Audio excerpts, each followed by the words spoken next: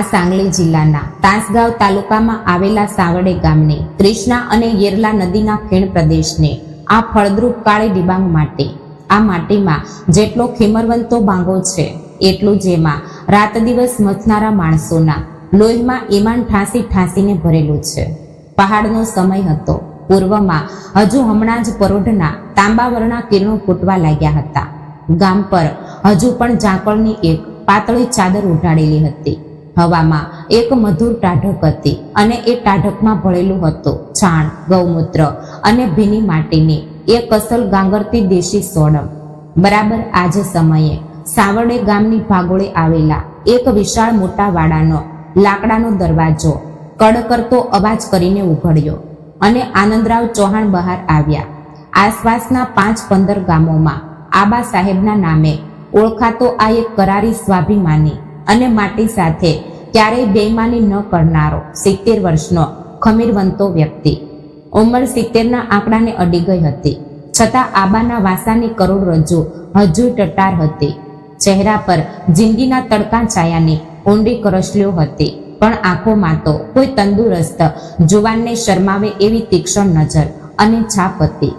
લીલે સફેદ સદરો, નીચે ચોરણો, માથે કોલ્હાપુરી ફેંટો અને ખભા પર કામળી નાખીને આબા સાહેબ ઘર બહાર નીકળે એટલે ગામના 4 માણસો આદરથી રામ રામ કરતા. પણ આજકાલ આબાને માણસોના ટોળામાં જાજુ ગમતું નહીં. એમના પગ ઘર બહાર પડે કે સીધા ગૌશાળા તરફ જ વળતા. મિત્રો, ક્યારેક ક્યારેક માણસને આશરો લોહીના સગાઓ પાસેથી નથી મળતો, પણ આ મૂંગા જીવો પાસેથી મળે છે. તમારા મતે મા બાપના પરસેવાની સાચી કિંમત છોકરાઓને ક્યારે સમજાય છે? વાર્તા દિલને સ્પર્શી જાય તો લાઈક કરજો, ચેનલને સબસ્ક્રાઇબ કરજો અને તમે આ વાર્તા ક્યાંથી જોઈ રહ્યા છો તે કોમેન્ટમાં જરૂર લખજો. કોઢ વળી કેવો? એ તો આબા માટે જાણે મંદિરનો દેવહારો જ હતો. ઓઢમાં પગ મૂકતા જ આબાના ચહેરા પરનો કડક મિજાજ સાવ કૂણો પડી જતો. અંદરના કિલ્લે 2 કદાવર ખિલારી બળદ બાંધેલા હતા, ઢવળિયા અને પવળિયા. ફક્ત નામ સાંભળીને તોય આજુબાજુના 5 ગામના ખેડૂતોની છાતીમાં ધડધડ ધડકન વધી જાય એવી આ રૂપાળી અને તાકાતવર જોડી હતી. બરફ જેવો સફેદ વાન, આકાશ તરફ તાકેલા વળાંકદાર શિંગડા, ખાંદ પર માસલ ઢોળાવવાળું ખૂંદ અને આંખોમાં એક ચમક. આબાનો સાદ પડતા જ કિલ્લે બાંધેલા ઢવળિયાએ કાન સરવા કર્યા અને પવળિયાએ પોતાના ગળાની ઘૂંઘરમાળનો ખળખળ અવાજ કરીને આબા તરફ ડોક ફેરવી. કેમ રે મારા દીકરાઓ, જાગી ગયા કે? આબાનો ભડાકો અવાજ એકદમ કાપતો અને વહાલસોયો થઈ ગયો. તેઓ નજીક ગયા. ઢવળિયાએ પોતાની મોટી ડોક આબાના ખભા પર ઘસી. આબાએ પોતાના ખરબચડા મજૂરીથી કરચલી પડેલા હાથે તેની પીઠ પર, ખૂંદ પર હેતથી હાથ ફેરવ્યો. પવળિયા મૂંગા મોઢે આબાનો સદરો સૂંઘી રહ્યો હતો. એ 2 મૂંગા જનાવરોને આબાની ભાષા બરાબર સમજાતી હતી. રાત્રે વરસાદ બહુ વરસી ગયો ને? ટાઢ નથી લાગતી ને મારા રાજાઓ? આબા એમની સાથે એ રીતે વાત કરી રહ્યા હતા જેમ કોઈ બાપ પોતાના પેટના છોકરાઓ સાથે કરે. ઢવળિયાએ એક નાનો એવો ભાંભરવાનો અવાજ કર્યો, જાણે કહેતો હોય, અમે મજબૂત છીએ આબા, તું ફિકર ન કર. આબાની આંખો ભરાઈ આવી. છેલ્લા 5 વર્ષથી આબાની આ જ દિનચર્યા હતી. ઘરની લક્ષ્મી, આબાની અર્ધાંગીની પાર્વતીબાઈ દેવલોક પામી અને આબાના જીવનમાં એક ભયાનક ખાલીપો સર્જાઈ ગયો. મોટો વાડો હવે ખાવા ધાતો હતો. છોકરાઓ ભણી ગણીને પુણેમાં મોટા સાહેબ બની ગયા હતા. એમણે ગામડાની વાટ ક્યારની છોડી દીધી હતી. પૈસાનો અહંકાર શહેરી માણસોને બદલી નાખે છે એ આબાને પાકી ખબર હતી. માયના ગયા પછી આબા સાવ ભાંગી પડ્યા હતા. એ એકલવાયુપણું એમનાથી સહન નહોતું થતું. પણ આ ઢવળિયા પવળિયા અને એમની આ કાળી માટીએ એમને ફરી બેઠા કર્યા હતા. આ બળદ માત્ર જનાવર નહોતા, પણ આબાના સુખ દુઃખના સાથીદાર હતા. જ્યારે મોડી રાત્રે આબાને માયની યાદ આવીને રોવું આવી જતું, ત્યારે તેઓ સીધા કોઢમાં આવીને આ ઢવળિયા પવળિયાના ગળે વળગીને ધ્રુસકે ધ્રુસકે રોઈ લેતા. ત્યારે આ મૂંગા પ્રાણીઓ પોતાની આંખોમાંથી પાણી પાડીને આબાના આંસુ લૂછતા. આ જગતના ચોકઠામાં આબાને હવે બસ આ 2 જીવ અને પોતાની જમીનનો જ આધાર હતો. માય જતી રહી, તમારા ભાઈ બહેન શહેરમાં ખોવાઈ ગયા. હવે તમે જ મારું ઈમાન સાસવ્યું છે. જુઓ, આબા પવળિયાના શિંગડા હાથથી પંપાળતા પંપાળતા ગંગણ્યા. એમણે કટર મશીન પર ઘાસ કાપીને બંનેના ચરચોકમાં નાખ્યો. એમને ધરાઈને ચારો ખાતા જોઈને આબાના જીવને કેવડો ટાઢોક મળતો. આજે ચોમાસાના દિવસો હતા. આકાશમાં કાળા ડિબાંગ વાદળો ઘેરાયેલા હતા. મૃગશીર્ષ નક્ષત્રનો વરસાદ એવો તો ધોધમાર વરસી રહ્યો હતો કે વાત જ ન પૂછો. 4-5 દિવસથી સુરજદાદાના દર્શન જ નહોતા થયા. જમીન સાવ પાણીથી ચલોછલ ભરાઈ ગઈ હતી. આબા કોઢમાંથી બહાર આવ્યા અને એમણે ખેતર તરફ નજર નાખી. ખેતરની એક મોટી પાળ વરસાદને કારણે ઘસી પડવાની અણી પર હતી. ત્યાં પાણીનો મોટો ભરાવો થયો હતો. જો એ પાળ તૂટી જાય તો નીચેના ભાગમાં ઉભેલા પાકમાં પાણી ફરી વળે અને આખો પાક આડો થઈ જાય. મારે ખેતરે જવું જ પડશે. એ પાળ અત્યારે જ ટ્રેક્ટર લાવીને બાંધી લેવી પડશે, નહીં તો કાળી ધરતી માતાનું નુકસાન થશે. આબા પોતાની જાત સાથે જ ગંગણ્યા એટલે ટ્રેક્ટરની ચાવી કાઢી.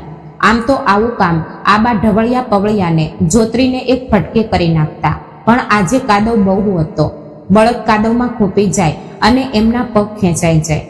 મારા દીકરાઓને આ કાદવમાં નથી જોતરવા. ટ્રેક્ટર છે ને એ જ લઈ જાઉં છું. આબાએ બળદો તરફ જોઈને મનમાં નક્કી કર્યું, તમે અહીં જ રોકાવ દીકરાઓ, હું હમણાં જ આવ્યો. પાળનું કામ પતાવીને એમ કહેતા આબાએ જૂના મહિન્દ્રા ટ્રેક્ટરને સેલ્ફ માર્યો. ડગ ડગ ડગ ડગ કરતું ટ્રેક્ટર ચાલુ થયું. આબાએ ટ્રેક્ટર સીધું ખેતર તરફ આંક્યું. વરસાદ ફરી જોરથી શરૂ થયો. શરીર પર વિંધાઈ જાય એવા પવન અને વરસાદના છાંટા ચાબુકની જેમ વાગતા હતા, પણ આબા સાહેબ ડગ્યા નહીં. ખેતરે પહોંચીને એમણે જોયું તો પરિસ્થિતિ ખૂબ જ ખરાબ હતી. કાદવ ગોઠણ સમો થયો હતો અને પાળનો મોટો હિસ્સો ઢસી રહ્યો હતો. આબાએ ટ્રેક્ટર સીધું કાદવમાં નાખ્યું. ટ્રેક્ટરના બ્લેડથી માટી ધકેલીને પાળને આધાર આપવાનો હતો, પણ કુદરતના મનમાં આજે કંઈક જુદું જ હતું. જે ઢાળ પરથી આબા ટ્રેક્ટર નીચે ઉતારી રહ્યા હતા એ જ જગ્યા વરસાદને કારણે ખૂબ જ લપસણી થઈ ગઈ હતી. ટ્રેક્ટરના પાછળના મહાકાય ટાયર કાદવમાં ખૂંપી ગયા અને એકાએક એમણે પોતાની પકડ છોડી દીધી. આબાએ બ્રેક દબાવવાનો આકરો પ્રયાસ કર્યો, પણ 2 ટનનો એ લોખંડનો રાક્ષસ હવે આબાના કાબુ બહાર વયો ગયો હતો. ટ્રેક્ટર ઝડપથી ઢાળ પરથી લપસવા લાગ્યું. અરે દેવા! આબાના મોંમાંથી શબ્દ બહાર નીકળે ન નીકળે ત્યાં તો ટ્રેક્ટરે એક મોટા પથ્થર સાથે ટક્કર મારી અને ભયાનક ઝડપે એક બાજુ નમી ગયું. કડડ કરતું ટ્રેક્ટર ઊંધું વળી ગયું. આબાને પોતાને સંભાળવાની જરાય તક ન મળી. તેઓ સીટ પરથી બહાર ફેંકાઈ ગયા.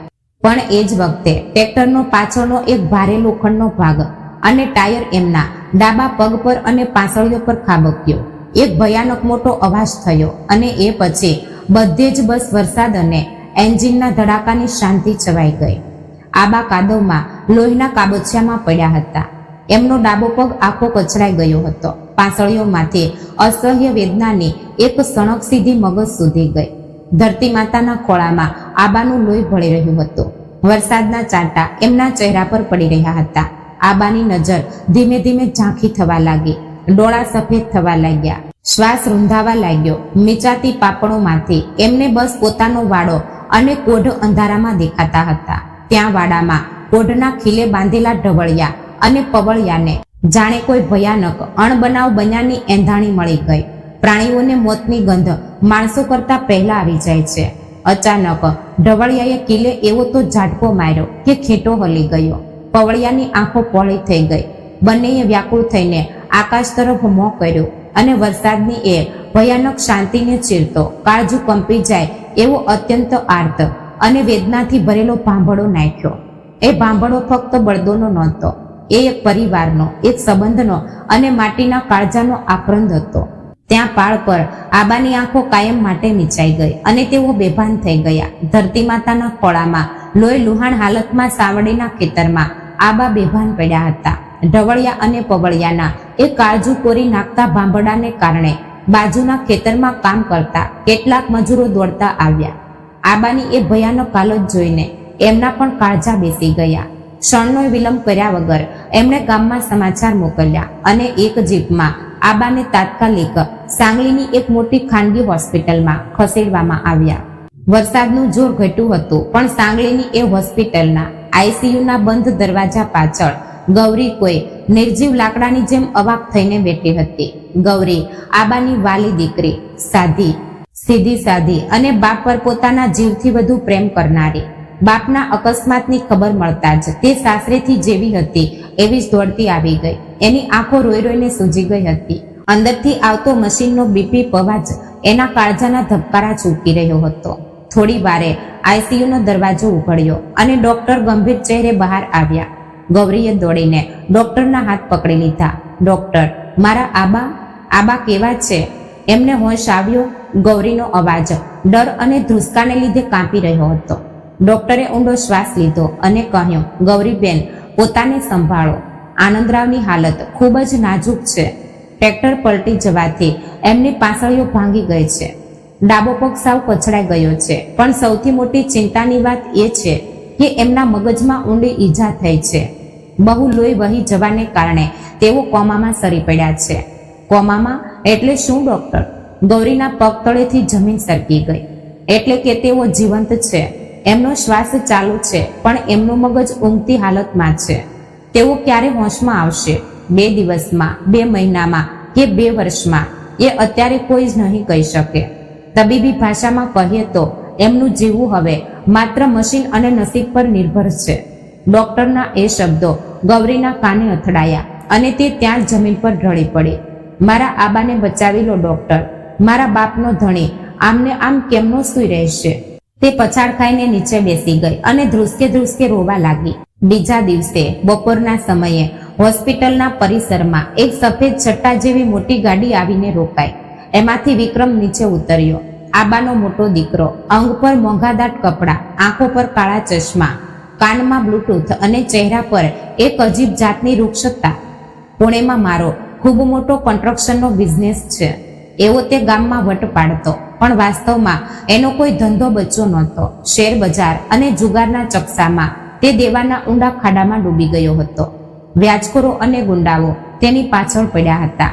બાપના અકસ્માતની ખબર સાંભળીને તે દોડી આવ્યો હતો, પણ એ બાપના પ્રેમ પોટી નહીં, પરંતુ આ આફતમાં પોતાને દેવામાંથી મુક્ત થવાની એક સરસ તક દેખાતી હતી એટલે તે હોસ્પિટલમાં આવ્યો. અંદર જઈને એણે આબાને કાચમાંથી જોયા. બાપના શરીર પર લાગેલી નળીઓ, માથે બાંધેલી લોહીવાળી પટ્ટી જોઈને એની આંખોમાં એક ટીપું અશ્રુ ન પડ્યું. એણે ડોક્ટર સાથે સાવ વ્યાપારિક રીતે ચર્ચા કરી. કેટલો ખર્ચ થશે? ઉઠવાના ચાન્સ કેટલા છે? મશીન પર કેટલા દિવસ રાખવાના છે? એના આવા પ્રશ્નો સાંભળીને ડોક્ટરને પણ નવાઈ લાગી. થોડીવાર પછી વિક્રમ ગૌરી પાસે આવ્યો. ગૌરીને લાગ્યું હતું કે ભાઈ એને ગળે વળગીને રોશે, પણ વિક્રમના ચહેરા પરનો ભાવહીન ચહેરો જોઈને તે અટકી ગઈ. ગૌરી, બહાર ચાલ, મારે તારી સાથે જરૂરી વાત કરવી છે. વિક્રમ સાવ કોરા અને ઠંડા અવાજે બોલ્યો. બંને હોસ્પિટલના બહારના એક શાંત બાકડા પર જઈને બેઠા. ગૌરી સાડીના પાલવથી આંખો લૂછતી હતી. વિક્રમે ખિસ્સામાંથી સિગારેટ કાઢી, પણ હોસ્પિટલનો વિસ્તાર જોઈને એણે પાછી ખિસ્સામાં નાખી દીધી. ગૌરી, પ્રેક્ટિકલી વિચાર કર. મેં અત્યારે જ ડોક્ટર સાથે વાત કરી છે. આબા હવે ક્યારેય ઊભા નહીં થઈ શકે. કોમામાંથી માણસો પાછા નથી આવતા, અને આવે તોય અપંગ થઈને પથારી વશ જ પડ્યા રહેશે. વિક્રમ શબ્દોની ધાર બોથડી કર્યા વગર જ બોલી રહ્યો હતો. મોટા ભાઈ, આ શું બોલે છે તું? એ આપણા આબા છે, દેવ માણસ છે. એ નક્કી ઊભા થશે. માયની સાદ સાંભળીને એ જાગી જશે. ગૌરીનો અવાજ ચીડ અને રડમસ અવાજે બહાર આવ્યો. શાની કાળી માટી ને શાનું શું? વિક્રમે ચીડાઈને જવાબ આપ્યો. તું ગાંડી થઈ ગઈ છે કે શું ગૌરી? ભાવનાઓમાં વહીને દુનિયા નથી ચાલતી. આબા અત્યારે મશીન પર જીવે છે. એ મશીનનું રોજનું બિલ હજારો રૂપિયા આવે છે. ગામડાની એ ખેતી હવે કોણ પકવશે? આબા તો ગયા હવે કોમામાં. મારું પુણેમાં મોટું કામ છે. હું શું ત્યાં કાદવમાં હળ ચલાવવા જવાનો છું? એટલે મેં એક નિર્ણય લીધો છે. આપણે સાવડેની એ બધી જમીન અને વાડો વેચી નાખીએ.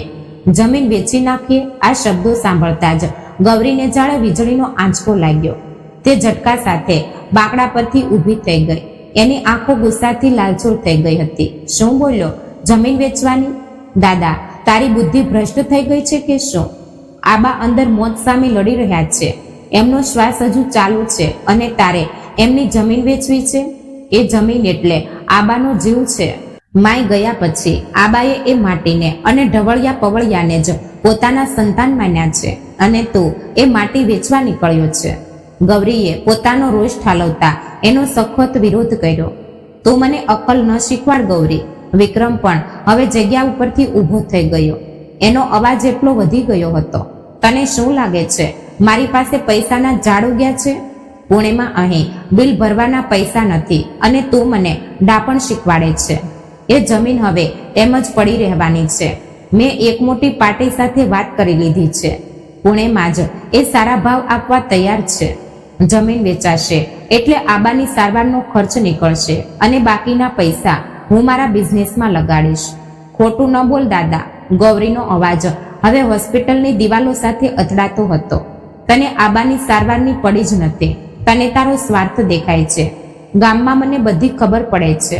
પુણેમાં તું લોકોનું દેવું કરીને બેઠો છે. એ દેવામાંથી બહાર નીકળવા માટે તારે બાપની જમીન વેચવી છે. અરે, જે બાપે પોતાના હાડકાનું પાણી કરીને રાત દિવસ મજૂરી કરી, જેણે તને સાહેબ બનાવવા માટે પોતે ફાટેલા કપડાં પહેર્યા, એ બાપની મરણ પથારીનો તું આવો સોદો કરીશ? તને શરમ નથી આવતી? ગૌરીના આ સીધા પ્રહારે વિક્રમના મર્મ પર ઘા કર્યો. એનો અહમ ઘવાયો. એણે ગૌરીનો ખભો પકડીને અને જોરથી પાછળ ધકેલી દીધી. એ અવાજ નીચે ગૌરી, હું આ ઘરમાં મોટો દીકરો છું. આબાનો વારસદાર હું છું. નિર્ણય લેવાનો હક મારો છે, તારો નથી. તું પરણેલી છોકરી છે. તારે મને મારા ઘરની મિલકત બાબતે શિખામણ આપવાની જરૂર નથી.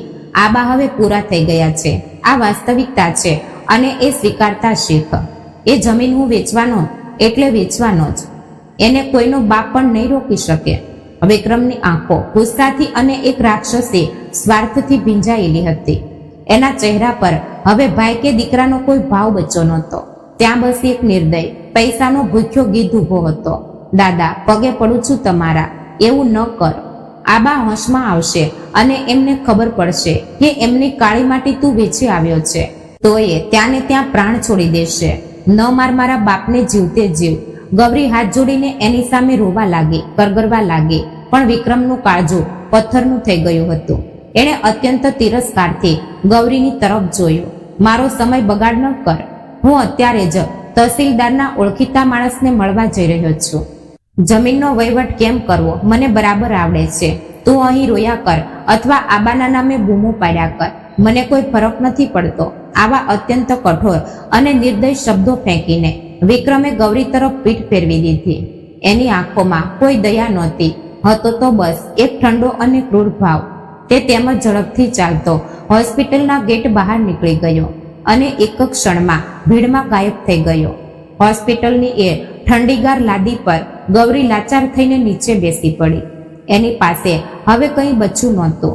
અંદર એનો બાપ મોત સામે લડી રહ્યો હતો અને બહાર એનો સગો ભાઈ એ બાપના અસ્તિત્વનો, એની માટીનો લીલામ કરવા નીકળ્યો હતો.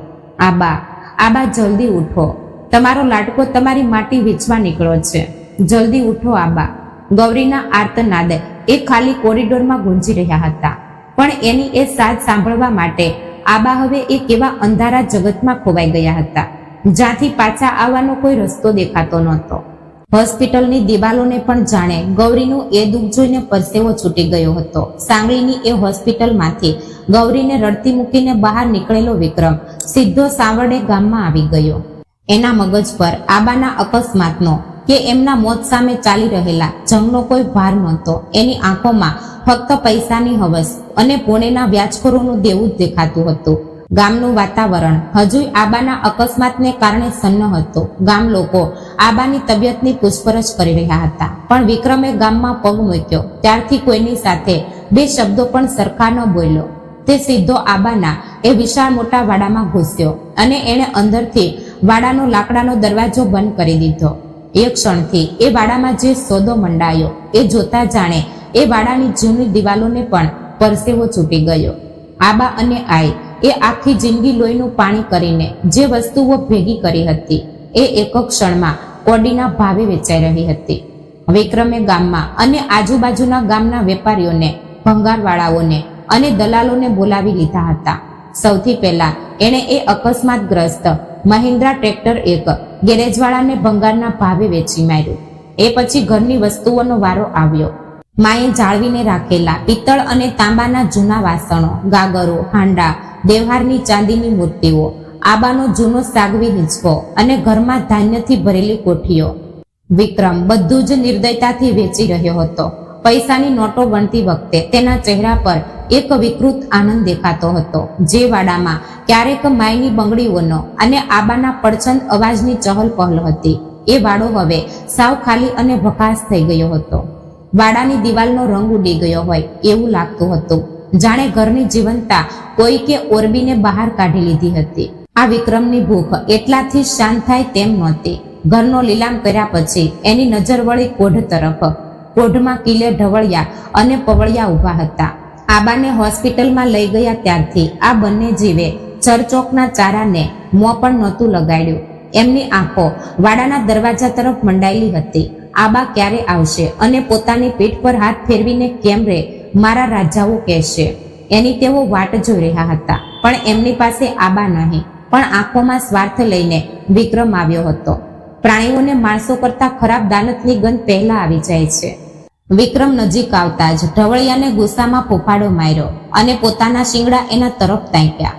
પવળિયાએ કિલ્લે ઝાંટકો માર્યો, પણ વિક્રમે સાથે કેટલાક કસાઈ જેવા માણસો આણ્યા હતા. બરાબર આ જ સમયે વાડાના દરવાજે એક માણસની એન્ટ્રી થઈ.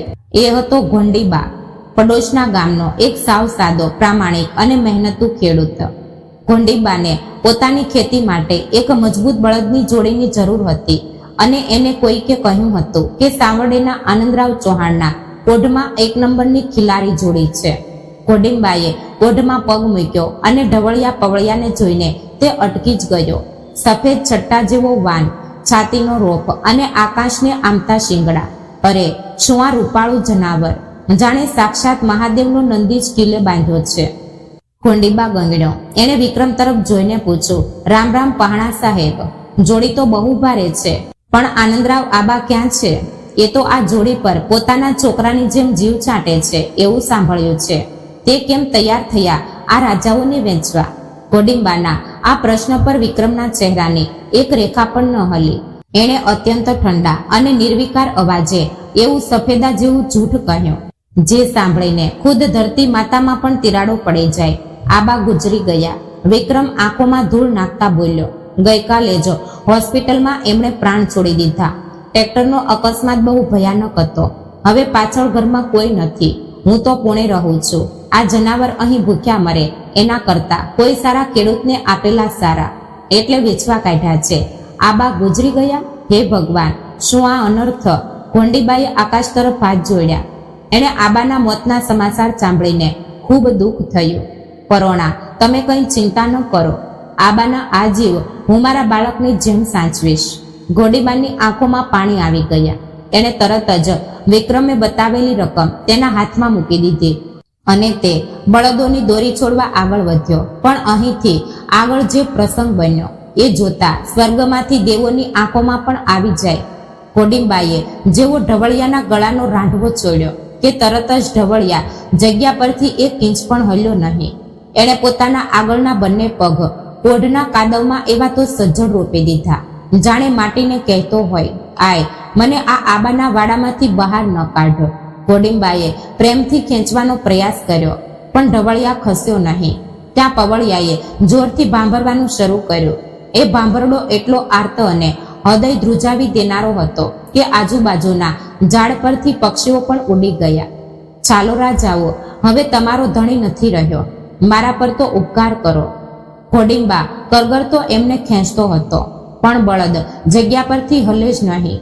તે કોઢમાંથી બહાર આવવા તૈયાર જ નહોતા. એ મૂંગા જીવોને સમજાતું હતું કે જો આપણે અહીંથી ગયા તો ફરી ક્યારે આ કિલ્લે પાછા નહીં આવી શકીએ. એમણે આબાની વાટ જોવી હતી. વિક્રમના ગુસ્સાનો પારો છટક્યો. એણે ખૂણામાં પડેલી એક જાડી વાંસની લાકડી હાથમાં લીધી અને તે નિર્દયતાથી ઢવળિયા અને પવળિયાની પીઠ પર સપાટા બોલાવા લાગ્યો. સટ સટ સટ લાકડીના ફટાકા બળદોની પીઠ પર પડી રહ્યા હતા. ઘોંડીબા બૂમો પાડતો હતો, અરે પરોણા, મારો નહીં મૂંગા જીવને, હું લઈ જાઉં છું ને એમને. પણ વિક્રમ રોકાતો નહોતો. નીકળો છો કે નહીં અહીંથી? મરવા દો સાલાઓને. તે દાંત કચકચાવીને લાકડીઓથી મારતો હતો. એ લાકડીના મારથી નહીં, પણ આબાના ઘરમાંથી થઈ રહેલી આ અડધૂતને કારણે ઢવળિયા અને પવળિયા સાવ ભાંગી પડ્યા. એમણે ચૂપચાપ ડોક નીચે ઢાળી દીધી. જ્યારે તેઓ કોઢમાંથી બહાર નીકળવા લાગ્યા ત્યારે પવળિયાએ વાડાના બંધ દરવાજા તરફ વળીને જોયું કે મૂંગાજીવોની મોટી અને કાળી ડિબાંગ આંખોમાંથી ખળખળ અશ્રુ વહી રહ્યા હતા. ગાલ પરથી ઓગળતા એ સફેદ અશ્રુ કોઢની માટીમાં ભળી રહ્યા હતા. આબા, ક્યાં ગયા તમે? આ તમારો દીકરો અમને ઘર બહાર કાઢે છે. દોડો આબા, એવો આર્તનાદ તેઓ પોતાની આંખોથી અને ભાંભળાથી કરી રહ્યા હતા. વાડા બહારના કેટલાક ગામ લોકો આ દ્રશ્ય આંખોમાં આંસુ સાથે જોઈ રહ્યા હતા, પણ કોઈને વિક્રમને રોકવાની હિંમત નહોતી, કારણ કે કાયદાકીય રીતે હવે એ જ માલિક હતો. ઢવળિયા અને પવળિયા રડતા ઠોકરો ખાતા ઘોડીંબા સાથે ગામની ભાગોળ બહાર ગયા. એમની નજર છેલ્લે સુધી આબાના વાડા તરફ ચોટેલી હતી. હવે વાડામાં કોઈ બચ્ચું નહોતું. વિક્રમ પૈસાની બેગ લઈને પોતાની ગાડીમાં બેઠો અને પુણે તરફ નીકળી ગયો. બધે જ એક ભયાનક અને જીવલેણ શાંતિ છવાઈ ગઈ. એ વિશાળ વાડો હવે સ્મશાન જેવો ભાસતો હતો. અંદરથી બધી વસ્તુઓ લૂંટાઈ ગઈ હતી, પણ સૌથી ભયાનક હાલત એ કોઢની થઈ હતી. જે કોઢમાં હંમેશા ગળાની ઘૂંઘરમાળનો ખળખળ અવાજ, જનાવરોના શ્વાસનો હુફાળો અવાજ અને આબાના પ્રેમના શબ્દો ગૂંજતા હતા. એ કોઢ હવે સાવ રકાશ થઈ ગયો હતો. કિલ્લાનો લાકડાનો ખીટો એમ જ પડેલો હતો, પણ એને બાંધવા હવે કોઈ નહોતું. ચરચોકમાં કાપીને રાખેલો ચારો એમ જ સુકાઈ રહ્યો હતો. જમીન પર ઢવળિયા પવળિયાના પગના છાપ, એમના ઢોળાયેલા આંસુ માત્ર તળાવની જેમ દેખાતા હતા. જમીન પર ઢવળિયા પવળિયાના પગના છાપ અને એમના ઢોળાયેલા આંસુ માત્ર તળાવની જેમ દેખાતા હતા. આબાના અસ્તિત્વની અને એમના પ્રેમની સાક્ષી પૂરતો એ કોઢ હવે બસ એક નિર્જીવ, ભકાસ અને ખાલી જગ્યા બનીને રહી ગયો હતો. જાણે એ કોઢનો શ્વાસ રૂંધાઈ ગયો હતો. તબ્બલ 2.5 મહિના, 75 દિવસની એ ભયાનક કાળી રાત સાંગલીની હોસ્પિટલના આઈસીયુના બંધ રૂમમાં બસ મશીનનો બીપ બીપ એવો કંટાળાજનક અવાજ ગુંજી રહ્યો હતો. મોતના દ્વારે ઉભેલા આનંદરાવ ચૌહાણના શરીરમાં આજે અચાનક એક ઝાંખી હલચલ થઈ. એમની આંખોની ભારે થઈ ગયેલી પાપણો ધીમે ધીમે ધ્રુજી. ઉપર ટ્યુબલાઇટનો સફેદ ચટ્ટો અને આંખો આંજી નાખે એવો પ્રકાશ હતો. આબાએ ખૂબ જ કષ્ટથી આંખો ખોલી. એમનો ઘાસો સાવ કોરો ધાકુર થઈ ગયો હતો, જાણે અંદરથી ચોલાઈ ગયો હોય એમ લાગતું હતું. શરીરમાં ત્રાડ નહોતી. એમનો ડાબો પગ જે ટ્રેક્ટર નીચે કચડાઈ ગયો હતો તે હવે લોખંડના રોડ અને પટ્ટીઓથી જકડાયેલો હતો. એ પગ જાણે એમના શરીરનો ભાગ જ ન રહ્યો હોય એવો ભારે અને નિર્જીવ લાગતો હતો. પાણી. આબાના કોરા હોઠમાંથી એક ક્ષીણ ખરખરો અવાજ બહાર નીકળ્યો. ત્યાં ડ્યુટી પર રહેલી નર્સનું ધ્યાન એમના તરફ ગયું અને એ દોડતી જ નજીક આવી. અરે આબા, આંખો ખોલી તમે? ભગવાનનો પાડ. એણે ઉતાવળે ડોક્ટરને બોલાવ્યા. એક સ્ટ્રો વડે એણે આબાના હોઠ પર પાણીના કંઈક છાંટા મૂક્યા. પાણીથી ગળો ભીનો થતા આબાના જીવમાં થોડો જીવ આવ્યો. હું ક્યાં છું? કેટલા દિવસ થયા અહીં પડ્યાને? આબાએ આજુબાજુ ગભરાયેલા જેવા થઈને પૂછ્યું. નર્સે એમના માથા પર રેતથી હાથ ફેરવ્યો અને કહ્યું, આબા, તમે હોસ્પિટલમાં છો. તમારો ટ્રેક્ટરનો અકસ્માત થયો હતો. તબ્બલ 2.5 મહિના થઈ ગયા તમે કોમામાં હતા. આજે ભગવાને તમને નવો જન્મ આપ્યો છે. 2.5 મહિના? આ સાંભળીને આબાના કાળજાનો ધબકારો છૂટી ગયો. 2.5 મહિના? મારી કાળી માટી અનાથ થઈ ગઈ હશે. મારા ઢવળિયા પવળિયા મારી વાટ જોઈને આંખો બિચાવીને બેઠા હશે. વિક્રમ, ગૌરી, છોકરાઓનું શું હાલ થયું હશે? બાપનો જીવ તડપવા લાગ્યો. મારા છોકરાઓ, મારો વિક્રમ, ગૌરી ક્યાં છે? મારો દીકરો આવ્યો હતો ને અહીં? આબાએ આશાથી પૂછ્યું. નર્સના ચહેરા પરનો આનંદ અચાનક ગાયબ થઈ ગયો. એની નજર નીચે ઢળી ગઈ. તેણે આબાને સત્ય કેમ કહેવું એ સમજાતું નહોતું, પણ સત્ય છુપાવી શકાય એમ નહોતું. આબા, નર્સે એક ભારે શ્વાસ લીધો. મને જે કંઈ ખબર પડી એ કહેતા મારું મન કાપે છે. ગૌરીબેન અને ગામના લોકોની વાતો પરથી ખબર પડી કે તમારો મોટો દીકરો વિક્રમ અહીં આવ્યો હતો, પણ તમારી સંભાળ રાખવાને બદલે એણે કંઈક જુદું જ કરી નાખ્યું. જુદું કર્યું એટલે શું કર્યું બેન? દવાખાનાનું બિલ ભર્યું? હા, મારા દીકરાએ. આબાની આંખોમાં બાપનો અહંકાર તરી આવ્યો. ના આબા, નર્સની આંખો ભરાઈ આવી. એણે તમારું બિલ નથી ભર્યું. એણે તમારા મોતનો સોદો કર્યો. તમે કોમામાં હતા ત્યારે જ એણે ગામમાં જઈને તમે ગુજરી ગયા છો એવો ખોટો સંદેશો આપ્યો. તમને જીવતે જીવ મૃત જાહેર કરીને એણે તમારી બધી જમીન, વાડો, ઘરની વસ્તુઓ અને ગોઢના જનાવર પણ વેચી નાખ્યા. એ અહીંથી જે પૈસા લઈને ગયો એ પછી એણે ક્યારેય આ હોસ્પિટલનું પગથિયું પણ નથી ચડ્યું. તમારી નાની દીકરી ગૌરી વચ્ચે આવીને રોઈ જતી, પણ એને પણ ધમકાવીને કાઢી હાંકી હતી.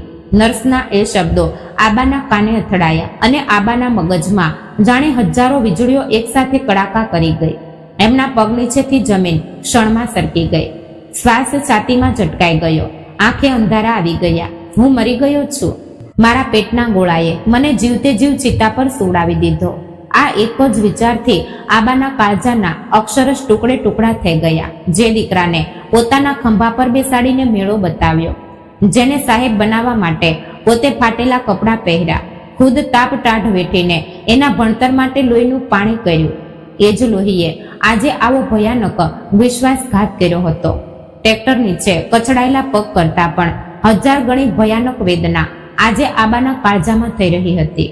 અપંગતા પગમાં નહોતી આવી. અપંગતા એમના બાપના પ્રેમને આવી હતી. એમની આંખોમાંથી ખળખળ અશ્રુ વહેવા લાગ્યા. બાપનું એ મૂંગું અને કાળજું કોરી ખાતું રોકકળ જોઈને નર્સને પણ રોવું આવી ગયું. આબા એક જીવતા મરદાની જેમ પથારી પર પડ્યા રહ્યા. થોડી વાર પછી આબાએ પોતાને સંભાળવાનો પ્રયાસ કર્યો. મારા કપડાં ક્યાં છે? જે ડીલે પહેરેલા હતા અકસ્માત વખતે, એમણે ધ્રુજતા અવાજે પૂછ્યું. નર્સે એક કબાટમાંથી એક પ્લાસ્ટિકની થેલી લાવીને આબાની બાજુમાં મૂકી. એમાં આબાનો લોહીથી ખરડાયેલો સદરો અને ચોરણો હતો. આબાએ અત્યંત ક્ષીણ અને ધ્રુજતા હાથે એ સદરો બહાર કાઢ્યો. વિક્રમે જ્યારે વાડાની ચાવીઓ અને પૈસા લેવા માટે આબાના ખિસ્સા તપાસ્યા હતા, ત્યારે વાડામાંથી વેચેલી વસ્તુઓની અને જનાવરોની એક કાચી પહોંચ એણે ભૂલથી આબાના એ જ ખિસ્સામાં નાખી દીધી હતી. આબાનો હાથ ખિસ્સામાં ગયો અને એમના હાથમાં એ વળેલો કાગળ આવ્યો. એમણે એ કાગળ ઊંચક્યો. એના પર લખ્યું હતું, ઢવળિયા અને પવળિયાની જોડી વેચી. લેનાર ઘોડિંબા પાટેલ, મોબાઈલ નંબર. ઢવળિયા પવળિયા આ નામ વાંચતા જ આબાના કાળજામાં ફાળ પડે. જેમને પોતાના છોકરાની જેમ ઉછેર્યા, જેમણે આબાના એક સાડ પર ધરતીનું છાતી ફાડીને સોનું પકવ્યું, એમણે એ નિર્દય વિક્રમે વેચી નાખ્યા હતા. આબાની નજર પથારી પાસે રહેલા હોસ્પિટલના ફોન પર ગઈ. એમના શરીરમાં તાકાત નહોતી. હાથની આંગળીઓ ધ્રુજતી હતી, છતાં એમણે બધી તાકાત એકઠી કરીને એ રિસીવર ઉપાડ્યો. એક એક આંગળીથી એમણે પહોંચ પરનો એ નંબર ડાયલ કર્યો. ફોનની રિંગ વાગવા લાગી. 4 રિંગ પછી સામેથી અવાજ આવ્યો. હેલો, કોણ બોલો છો? સામેથી ઘોડિંબાનો પડછંદ અવાજ આવ્યો. આબાના ગળામાં ડૂમો ભરાઈ આવ્યો હતો. એમણે માંડ માંડ અવાજ કાઢ્યો. ઘોડિંબા, હું આનંદરાવ બોલું છું. સાવળેકર. સામે અચાનક સન્નાટો છવાઈ ગયો. ઘોડિંબાના હાથમાંથી જાણે કંઈ સરકીને નીચે પડ્યાનો અવાજ આવ્યો. શું? આબા ચૌહાણ? પણ આબા, પરોણતાએ તો કહ્યું હતું કે તમે અકસ્માતમાં ગુજરી ગયા. આ કોણ મજાક કરે છે મારી સાથે? મરેલો માણસ કેમનું બોલે? હું મર્યો નથી રે ઘોડિંબા. આબાની આંખોમાંથી અશ્રુનો ડેમ તૂટ્યો. એમનો અવાજ રોઈ રોઈને ફાટી ગયો હતો. મારા પેટના ગોળાએ જ મને જીવતે જીવ મરણ આપ્યું રે. હું કોમામાં હતો હોસ્પિટલમાં, અને એ વિક્રમે મારા પીઠ પાછળ મારા અસ્તિત્વનો સોદો કરી નાખ્યો. હું જીવતો છું ઘોડિંબા, જીવતો છું હું. સામે ઘોડિંબાને આંચકો લાગ્યો. તે માથે હાથ દઈને નીચે જ બેસી ગયો. અરે દેવા, શિવ શિવ શિવ, કેવડો મોટો અનર્થ! આબા, બહુ મોટો વિશ્વાસઘાત કર્યો છે દીકરાએ. એ વાડો ખાલી કરીને જતો રહ્યો છે. ગામમાં કોઈને પત્તોય નથી લાગવા દીધો એને. આબાએ આંખો મીચી લીધી અને એ કદય નીચોવી નાખે એવો ધ્રુસકો લીધો. ઘોડિંબા, અરે એ વાડો જવા દે, એ જમીન જવા દે, એ સંપત્તિની મને હવે કોઈ પરવા નથી. પણ મને એક વાત કહે. આબાનો અવાજ આર્ત અને વેદનાથી કામતો હતો. મારી જમીન જવા દે, પણ મારા બાળકો, મારા ઢવળિયા પવળિયા ક્યાં છે? એ સાજા નરવા છે ને? એ વિક્રમે એમને મારી તો નથી નાખ્યા ને? કહે ને ઘોડિંબા, ક્યાં છે મારા ઢવળિયા પવળિયા? આબાનો એ પ્રશ્ન સાંભળીને સામે ઘોડિંબાની આંખોમાંથી પણ ખળખળ પાણી વહેવા લાગ્યા. આબા, ઘોડિંબા રડતા રડતા બોલ્યો, એ મારા જ ખીલે બાંધ્યા છે. પણ આબા, જે દિવસથી એ જનાવર અહીં આવ્યા છે ને, એમણે ચકચોકના ચારાને મોં પણ નથી લગાડ્યો. સતત સાવરડીના રસ્તે આંખો બિચાવીને બેઠા રહે છે. તમારા નામનો આક્રમણ કરે છે. આબા, તમે જલ્દી આવો, નહીં તો આ મૂંગા જીવ તમારી યાદમાં પ્રાણ છોડી દેશે. આવું છું હું. આબા ભાંભરડો નાખતા બોલ્યા, પગ નકામો થઈ ગયો છે, પણ આ બાપનું કાળજું હજુ સાજું નરવું છે. ઘસડાતો પણ મારા મૂંગા છોકરાઓ માટે હું ચોક્કસ આવીશ. આબાએ ધ્રુજતા હાથે ફોનનું રિસીવર નીચે મૂક્યો. એમના શરીરમાં બચેલી વધારાની તાકાત પણ હવે પૂરી થઈ ગઈ હતી. એમણે પોતાની નજર હોસ્પિટલના એ સફેદ અને ખાલી છત તરફ માંડી. એમના કરચલીવાળા ગાલ ઉપરથી અશ્રુઓની ધારા અવિરતપણે વહી રહી હતી. એમની આંખોમાં હવે કોઈ ભાવ બચ્યો નહોતો. ત્યાં બસ એક ભયાનક શૂન્યતા હતી, એક અથાંગ અંધારો. લોહીના સગાઓએ કરેલા વિશ્વાસઘાતની સન્ન કરી દે તેવી વેદના હતી. આબા એ શૂન્યમાં નજર પુરોવીને ધ્રુસકે મોંઘા મૂઢે રોતા હતા. એક અનાથ અને ખોવાયેલા બાપની જેમ. સાંગલીની એ હોસ્પિટલ પર સવારનો કુમળો તડકો પથરાયેલો હતો. ગઈ રાત્રે આબાના ફોન પછી પડોશના ગામમાં ઘોડિંબા આખી રાત ઊંઘી નહોતા શક્યા. એક તરફ આબા જીવતા હોવાનો આનંદ હતો, તો બીજી તરફ એમના સગા દીકરાએ કરેલા ભયાનક વિશ્વાસઘાતનો ગુસ્સો એના મનમાં ઉપડતો હતો. પરોઢ થતા જ ઘોડિંબાએ ગામમાંથી એક મોટો ટેમ્પો ભાડે નક્કી કર્યો. ખીલે ભૂખ્યા ઉભેલા ઢવળિયા અને પવળિયાને એણે પ્રેમથી પંપાળ્યા. ચાલો રે રાજાઓ, તમારા બાપ પાસે લઈ જવા આવ્યો છું હું. આ શબ્દો સાંભળતા જ જાણે એ મૂંગા જીવોમાં અચાનક 10 હાથીઓનું બળ આવી ગયું. જે બળદ જગ્યા પરથી ખસવા તૈયાર નહોતા તે એક ઝાટકે ઊભા થઈને ટેમ્પોમાં જઈને ઊભા રહી ગયા. સવારના 10 વાગ્યા હતા. ડોક્ટરની પરવાનગી લઈને ઘોડિંબાએ બળદોને હોસ્પિટલની ઇમારતથી થોડે દૂર પરિસરમાં આવેલા એક મોટા વડના ઝાડ નીચે ઊભા રાખ્યા. ત્યાં આઈસીયુમાં આબાની હાલત કોઈ પાંજરામાં પૂરેલા વાઘ જેવી થઈ ગઈ હતી. આખી રાત એમની આંખનું મટકું નહોતું વાગ્યું. ઘોડિંબા ક્યારે આવે છે અને મારા છોકરાઓ મને ક્યારે જોવા મળે છે, એ આતુરતાથી એમનો જીવ વ્યાકુળ થઈ રહ્યો હતો. એમણે નર્સને હાથ જોડીને વિનંતી કરી, માડી બહેન, મને એકવાર બહાર લઈ ચાલ, મારા છોકરા આવ્યા છે મને મળવા. આબાની એ આર્ત વિનંતી સાંભળીને નર્સે પણ ડોક્ટરની મંજૂરી લીધી અને આબાને એક વ્હીલચેર પર બેસાડીને ધીમે ધીમે બહાર લાવી. આબાના ડાબા પગે હજુ લોખંડની પટ્ટીઓ અને પ્લાસ્ટરનો ભારે ગોળો બાંધેલો હતો. વ્હીલચેર વડના ઝાડ તરફ આવવા લાગી. ટેમ્પોનો પાછળનો પાટો ઉઘાડો હતો. ટેમ્પામાં ઉભેલા ઢવળિયા અને પવળિયા ઘણા દિવસોથી ભૂખ્યા હોવાને કારણે સાવ સુકાઈ ગયા હતા. એમની પાંસળીઓ દેખાતી હતી, પણ છતાંય એમની નજરમાં એક અજીબ તડપ હતી. હવાના ઝોંકા સાથે આબાના શરીરની એ ઓળખીતી ગાંગરતી અને હેતભરી સોડમ ઢવળિયાના નાકમાં ગઈ. તેણે એક ઝાટકા સાથે ડોક ફેરવી. એની નજર વ્હીલચેર પર બેઠેલા આબા પર પડી. આબાને જોતા જ ઢવળિયા અને પવળિયાને જે કંઈ થયું એ કહેવા માટે દુનિયાના શબ્દો ઓછા પડે.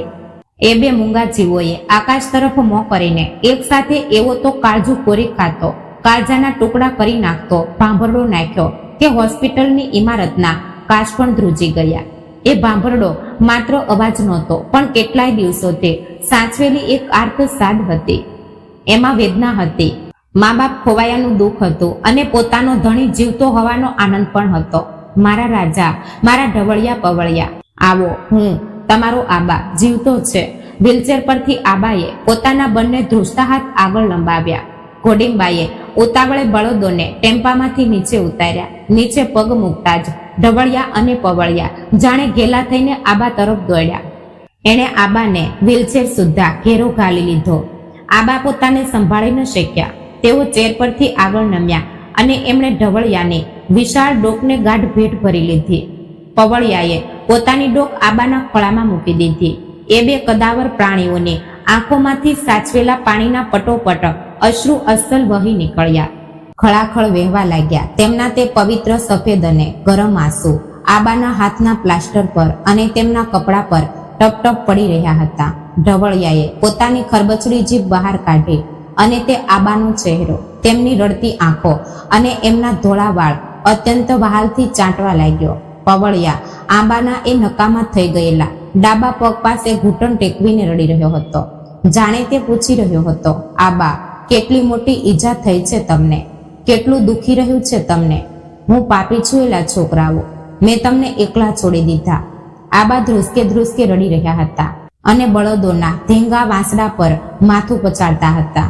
મારા પોતાના પેટના છોકરાએ મને જીવતે જીવ બાળી નાખ્યો, પણ તમે મારું મરણ ન માન્યું. તમે જ મારા સાચા છોકરાઓ છો. માફ કરી દો રાજાઓ.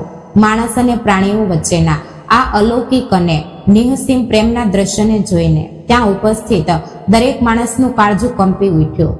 હોસ્પિટલના ડોક્ટરો, નર્સો, વોચમેન અને ત્યાંથી પસાર થતા અન્ય લોકો પણ જગ્યા પર જ રોકાઈ ગયા. દરેકની આંખોની કોરો ભીની થઈ ગઈ હતી. કોઈ પોતાના ઊંડા ધ્રુસકા રોકી શકતું નહોતું. ઘોડીંબા એક ઝાડને પકડીને બોકડા ભરીને રડી રહ્યો હતો. ઘણો સમય આ ભાવનાત્મક પળ ચાલુ રહી. એટલામાં હોસ્પિટલના ગેટમાંથી એક મોટી સફેદ કલરની સ્કોર્પિયો ગાડી અંદર આવી. ગાડી રોકાઈ. તેમાંથી એક ઊંચો પૂરો, રૂઆબદાર, કપાળ પર તિલક અને કાંધ પર ખેસ નાખેલો એક ભવ્ય માણસ નીચે ઉતર્યો. એ હતો વિશ્વાસરાવ. વિશ્વાસરાવ એટલે આબાનો નાનપણથી જ જીવતદાન જેવો જીવ મિત્ર. સાવડે પંચકોશીમાં વિશ્વાસરાવના શબ્દોનું એક વજન હતું. જ્યારે વિશ્વાસરાવ આબાને શોધતો ઘોડીંબાના ગામમાં ગયો હતો ત્યારે તેને ખબર પડી કે આબા જીવતા છે અને આ સાંભળીને તે બધું કામ છોડીને ત્વરિત અહીં આવ્યો. વિશ્વાસરાવને જોતા જ આબાનો બાંધ ફરી એકવાર તૂટી ગયો. તેઓ વ્હીલચેર પર બેઠા બેઠા જ બંને હાથ જોડીને ઢસાઢસ રડવા લાગ્યા. વિશ્વાસા આવ્યો લ્યા ભાઈ. આબાનો અવાજ ફાટી ગયો. અરે જો મારી હાલત સામે. મારા પેટના પોરિયા વિક્રમે મારો ગળો કાપ્યો. હું આજે મૃત્યુ સામે ઝઝૂમી રહ્યો હતો અને તે બહાર મારી ધરતી માતા મારો વાળો વેચી રહ્યો હતો. તેણે મને જીવતે જીવ મૃત ઘોષિત કરીને મારી રાખ વેચી ખાધી. વિશ્વાસા મારું બધું જ પૂરું થઈ ગયું. હું હવે કોના મોઢે સામે જોઈને જીવું લ્યા. આબાના તે શબ્દો સાંભળીને કોઈના પણ રૂવાડા ઊભા થઈ જાય. પણ વિશ્વાસરાવની પ્રતિક્રિયા સાવ અલગ જ હતી. તેણે આબાનું રડવાનું અત્યંત શાંતિથી સાંભળી લીધું. તેના ચહેરા પર ના ગુસ્સો હતો, ના દુઃખ. અચાનક વિશ્વાસરાવના ચહેરા પર એક ગૂઢ અને સંતોષી હાસ્ય આવી ગયું. તે ચક્કર ખાઈને હસવા લાગ્યો. પોતાના સગા મિત્રને આવી ભયંકર હાલતમાં હસતો જોઈને આબાને મોટો ધક્કો લાગ્યો. તેઓ રડતા રડતા રોકાઈ ગયા અને આંખો પહોળી કરીને તેની સામે જોવા લાગ્યા. શું થયું લ્યા વિશ્વાસા? હું લોહીના આંસુ પાડી રહ્યો છું અને તું હસી રહ્યો છે? તને મારી આ હાલત જોઈને આનંદ થયો છે? વિશ્વાસરાવ હસતો હસતો આગળ આવ્યો. તેણે અત્યંત પ્રેમથી આબાના ખભા પર પોતાનો મજબૂત હાથ મૂક્યો અને બોલ્યો, અરે આબા, ભોળો છે તું, કાળજાનો સાવ ભોળો છે. તને શું લાગ્યું કે તારા એ નાલાયક છોકરા વિક્રમે તારી જમીન વેચી દીધી અને તે પુણે ભાગી ગયો? અરે, એ વાડાની 4 દિવાલોની જૂની વસ્તુઓ વેચી શક્યો, પણ તારી કાળી આય, તારી એ લાખ રૂપિયાની જમીન તે વેચી શક્યો નથી. આબાને કંઈ સમજાયું નહીં. એમની નજર શૂન્યમાંથી અચાનક એક આશાના કિરણ તરફ વળી. તું શું બોલે છે? વિશ્વાસરાવ વધુ નજીક આવ્યો અને આબાની આંખોમાં આંખો પરોવીને ગંભીર અવાજે બોલ્યો, આનંદરાવ, તારો છોકરો નાલાયક હોય તોય તારી પાર્વતી, તારી માય સાક્ષાત જગદંબા હતી. તે તારા છોકરા કરતા અને તારા કરતા પણ 100 ગણી હોશિયાર હતી. એને વિક્રમના મગજમાં ચાલી રહેલા સ્વાર્થી કીડાની કલ્પના 3 વર્ષ પહેલા જ આવી ગઈ હતી. એટલા માટે જ આ દુનિયામાંથી વિદાય લેતા પહેલા તેણે તારી પાછળ વિક્રમ માટે એવો એક ભયાનક અને કાનૂની દાવ રચી રાખ્યો છે કે જેનો ફટકો પડીને આજે તારો એ સાહેબ દીકરો પુણેમાં રસ્તા પર ભિખારી થઈને ફરી રહ્યો છે. માએ દાવ રચ્યો છે? કેવો દાવ એલા વિશ્વાસા? આબાની આંખો આચરઈ અને પ્રચંડ ઉત્સુકતાથી પહોળી થઈ ગઈ. એમના શ્વાસ અધ્ધર થઈ ગયા. ઢવળિયા અને પવળિયા પણ કાન સરવા કરીને જાણે વિશ્વાસરાવના શબ્દો સાંભળી રહ્યા હતા. વિશ્વાસરાવે ચહેરા પરનો પરસેવો લૂછો અને ઊંડો શ્વાસ લઈને આબાને અત્યાર સુધી છુપાવી રાખેલો અને વિક્રમના જીવનની રાખ કરી નાખનારો એ માસ્ટર સ્ટ્રોક કહેવાનું શરૂ કર્યું. હોસ્પિટલના આંગણામાં એ મોટા વડના ઝાડ નીચે એક વિલક્ષણ શાંતિ પથરાઈ ગઈ હતી. ફક્ત ઢવળિયા અને પવળિયાના શ્વાસનો અવાજ અને આબાના ધ્રુસકાનો અવાજ એ શાંતિને વીંધી રહ્યો હતો. વ્હીલચેર પર બેઠેલા આબા આંખો પહોળી કરીને પોતાના બાળપણના મિત્ર વિશ્વાસરાવ સામે જોઈ રહ્યા હતા. પોતાના જ પેટના છોકરાએ જમીન માટે બાપને મૃત જાહેર કરી દીધો. એ સાંભળીને આબાનું કાળજું ફાટી ગયું હતું. પરંતુ વિશ્વાસરાવ અત્યંત ગૂઢ અને સંતોષથી હસીને તેમને જે કહેવાનો હતો તે સાંભળવા માટે આબાના પ્રાણ કાનમાં આવી ગયા હતા. ઢવળિયા અને પવળિયાએ પણ પોતાના કાન સરવા કર્યા, જાણે તેમને પણ પોતાના માલિકની જમીનનું શું થયું તે સાંભળવું હતું. વિશ્વાસરાવે આબાના ખભા પર હાથ મૂક્યો અને પોતાનો મજબૂત ગંભીર અવાજ થોડો ધીમો કરતા બોલવા લાગ્યો, આબા, અરે માણસ તરીકે તું ખૂબ મોટો છે, પણ આ દુનિયાના વ્યવહારમાં તું સાવ ભોળો રહી ગયો. માટીમાં મજૂરી કરતી વખતે તને માણસોના મનનું ચાલતું કાળું રાજકારણ ક્યારેય વાંચતા ન આવડ્યું. પણ તારી પાર્વતી, તારી માય સાદી સીધી નહોતી આબા. તે સાક્ષાત જગદંબા હતી. તેની નજર કોઈ ગરુડ જેવી હતી. બાપે લોહીનું પાણી કરીને કમાયેલી સંપત્તિ તરફ પોતાનો મોટો દીકરો વિક્રમ દીકરો બનીને નહીં પણ ગીધની જેમ જોઈ રહ્યો છે. એ માએ 3 વર્ષ પહેલા જ ઓળખી લીધું હતું. માએ ઓળખી લીધું હતું, પણ કેવી રીતે વિશ્વાસા? આબાનો અવાજ ધ્રુજી રહ્યો હતો. એમની આંખોમાં હવે કૌતુક જાગી ગયું હતું. તને યાદ છે આબા? વિશ્વાસ રાવે જૂની યાદોને તાજી કરતા કહ્યું. 3 વર્ષ પહેલા જ્યારે વિક્રમ પુણેથી ગામે આવ્યો હતો અને તેણે તેના એક કન્સ્ટ્રક્શન બિઝનેસ માટે તારી પાસે પૈસાની માંગણી કરી હતી, ત્યારે તેણે ખેતરમાં જઈને જમીનનો ખૂણે ખૂણો નજરથી માપ્યો હતો. તેની એ ગીધ જેવી નજરમાં માયને ભવિષ્યનો ભય દેખાઈ ગયો હતો. એને પાકી ખબર હતી કે આપણે આંખો મીચી દેશું એટલે આ કરમહીન આપણા ભોળા બાપની કાળી આઈને કોડીના ભાવે વેચી કાશે અને બાપને રસ્તા પર લાવશે. એટલા માટે જ આબા માએ તારા અને વિક્રમના અજાણતા એક એવો કાનૂની દાવ રચો કે જેણે આજે એ નાલાયક છોકરાનું પાપ છાપરે ચડીને પોકાર્યું છે. કેવો દાવો અલ્યા ભાઈ, જલ્દી કહે, મારો જીવ અધ્ધર થાય છે. આબાએ વિશ્વાસરાવનો હાથ મજબૂતીથી પકડી લીધો. અરે આબા, તને યાદ છે 3 વર્ષ પહેલા માએ તને મારી સાથે તાલુકા પંચાયતમાં લઈને આવી હતી. ત્યારે તેણે તને શું કહ્યું હતું? ખેતીની લોનના એક કાગળ પર સહી કરવાની છે. તું તારા બાયડીના શબ્દો પર આંખો બંધ કરીને વિશ્વાસ રાખતો હતો અને એ સ્ટેમ્પ પેપર પર મૂંગા મોઢે અંગૂઠાની સહીઓ ઠોકી દીધી. પણ આનંદરાવ, એ સાદો કાગળ નહોતો, એ એક ગિફ્ટ ડીડ હતો. બક્ષિસ પત્ર. કોના નામે? આબાનો શ્વાસ છાતીમાં ઝટકી ગયો. તારી એ વહાલી પુત્રીના નામે આબા. ગૌરીની નાની દીકરી સઈ, જેના તોતળા બોલ પર તું તારો જીવ વારી દે છે, જે ખેતરમાં આવ્યા પછી તારી પીઠ પર બેસીને ઘોડા ઘોડા રમે છે. એ નાની સઈના નામે તારી બધી ખેતી, એ સાવડેનો વાડો અને કાળી આઈ માઈએ બક્ષિસ પત્ર કરીને મૂકી દીધા છે. આજે એ જમીનની સાચી માલિક એ 7 વર્ષની સઈ છે. તારો એ પુણેનો સાહેબ દીકરો નહીં. આ શબ્દો સાંભળતા જ આબાના શરીર પર અક્ષરશ રૂવાડા ઊભા થઈ ગયા. એમની આંખોમાંથી વહેતા દુઃખના આંસુઓની જગ્યા હવે એક પ્રચંડ આનંદ અને માયના ગર્વે લઈ લીધો. પણ વિશ્વાસરાવ આટલેથી જ ન રોકાયો. તેણે હસતા હસતા આગળ કહેવાનું શરૂ કર્યું. અને ફક્ત નામે નથી કર્યા આબા, માએ એ 7/12ના બીજા હકમાં એક એવો કાનૂની શેરો મારી રાખ્યો છે કે જ્યાં સુધી આનંદરાવ જીવતા છે ત્યાં સુધી આ જમીનનો 1 ઇંચ ટુકડો પણ કોઈ વેચી શકશે નહીં, ગીરો મૂકી શકશે નહીં. અને આ જમીનની તમામ ઉપજ ફક્ત અને ફક્ત આનંદરાવની જ માલિકીની રહેશે. અરે તારો જીવ આ માટીમાં છે એ તારી વહુને પાકી ખબર હતી. તું કોમામાં હતો આબા, પણ માયના એ એક કાગળે તારી કાળી આઈને સુરક્ષિત રાખી. માય, મારી માય, ધન્ય છે મારી માઉલી. આબાએ આકાશ તરફ જોઈને બંને હાથ જોડ્યા. એમની આંખોમાં કૃતજ્ઞતાના આંસુ ઘળાઘળ વહેવા લાગ્યા. ઢવળિયાએ આનંદથી માન હલાવી, જાણે તેને પણ માયની એ ચતુરાઈ સમજાઈ ગઈ હોય. પણ વિશ્વાસા, પછી એ વિક્રમનું શું થયું? એ તો અહીંથી વાડા ખાલા કરીને જમીન વેચવા ગયો હતો ને? આબાએ હવે ઉત્સુકતાથી પૂછ્યું. આ પ્રશ્ન સાંભળતા જ વિશ્વાસરાવના ચહેરા પર એક અજીબ સંતોષ પથરાઈ ગયો. તેણે મુझ પર તાવ દેતા તહસીલ કચેરીનો એ પ્રસંગ આંખો સામે ઊભો કર્યો. અરે આબા, એ પ્રસંગ તો જોવા જેવો હતો. સાંભળ, તું અહીં મૃત્યુના દ્વારે કોમામાં પડ્યો હતો અને તારો એ સુપુત્ર વિક્રમ પુણેના એક મોટા બિલ્ડરને લઈને રૂવાબમાં વ્યવહારની પૂછપરછ કરવા કચેરી પહોંચ્યો. સાલાએ જમીનનો સોદો પહેલેથી જ નક્કી કરી રાખ્યો હતો. એ બિલ્ડર મર્સિડીઝ ગાડીમાંથી નીચે ઉતર્યો. તેના હાથમાં પૈસાની ભરેલી મોટી બેગ હતી. વિક્રમ સાવ ચાતી કાઢીને કોલર ઊંચું કરીને અંદરની ઓફિસમાં ગયો. બિલ્ડરે ત્યાંના કર્મચારીને પૂછ્યું, સાહેબ, આ આનંદરાવ ચૌહાણના સુપુત્ર છે. એમના પિતા ગઈકાલે જ ગુજરી ગયા. એમણે સાવડેની બધી જમીન મને વેચી છે. તમે ફક્ત 7/12 મારા નામે કરવાની પ્રોસેસ શરૂ કરો. બિલ્ડરનો રૂવાબ અને વિક્રમનો એક ઘમંડ જોઈને કર્મચારીએ શાંતિથી પોતાનું લેપટોપ ખોલ્યું. તેણે સાવડે ગામનો સર્વે નંબર નાખ્યો અને ઓનલાઈન 7/12 કાઢ્યો.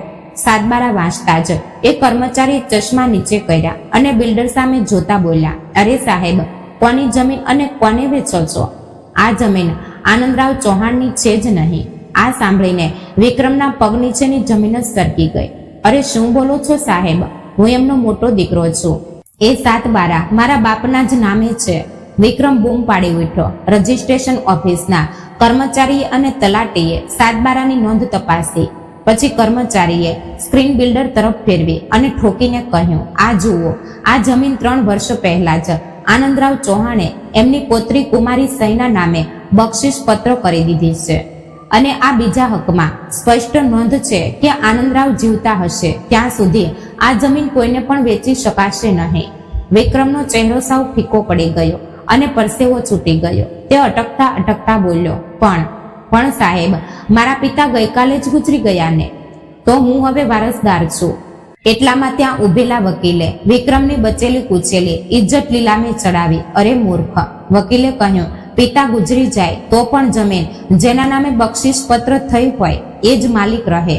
એટલે કે સહી ગૌરી ફક્ત તેની માતા તરીકે એ છોકરીની જવાબદારી સંભાળે છે. તારો આ જમીન પર કાયદાકીય રીતે એક પૈસાનો પણ હક નથી. આ સાંભળતા જ એ પુણેના બિલ્ડરનો મિજાજ ચટક્યો. તેણે બધાની સામે ભરેલી કચેરીમાં વિક્રમની કોલર પકડી અને સટાસટ એક તમાચો છોડી દીધો. કચેરીનો બધો સ્ટાફ અને ભેગા થયેલા લોકો જોઈ રહ્યા. ભિખારી, તું મને છેતરે છે. તારા નામે 1 ગુંઠો જમીન નથી અને તું મને કરોડોના સપના બતાવે છે. મારો સમય અને પૈસા બગાડ્યા. બિલ્ડરે વિક્રમને અક્ષરશ લાત મારીને કેબિનની બહાર કાઢી મૂક્યો અને ગાળો દેતા નીકળી ગયો. વિશ્વાસરાવ હસતા હસતા આગળ કહી રહ્યો હતો, અરે બાબા, તારા એ સાહેબની જે ફજેતી થઈ એ જોઈને ગામને તો હસવું જ આવ્યું, પણ ઉપર બેઠેલી માએ પણ એને જોડા માર્યા હશે, જેની પાસે તે પૈસા માટે ગયો હતો. એ બિલ્ડરે જ તેની પુણેની બધી ઇજ્જત, તેનો ખોટો રૂબાબ એક ક્ષણમાં ધૂળમાં મેળવી દીધો. વિક્રમ ત્યાં જ તહસીલ કચેરીના પગથિયા પર માથું કૂટીને ધ્રુસકે રડતો બેસી રહ્યો. તેનો દાવ પૂરેપૂરો ઊંધો પડી ગયો હતો. આબા માયના એક કાગળે એને રસ્તા પરનો ભિખારી બનાવી દીધો. આ આખો પ્રસંગ સાંભળીને આબાના ચહેરા પરનું દુઃખ ક્યાં ગાયબ થઈ ગયું. એના કરચલીવાળા ચહેરા પર એક પ્રચંડ મોટું સંતોષનું હાસ્ય ખીલી ઉઠ્યું. છાતી ગર્વથી ફૂલી ગઈ. માય, મારી માય.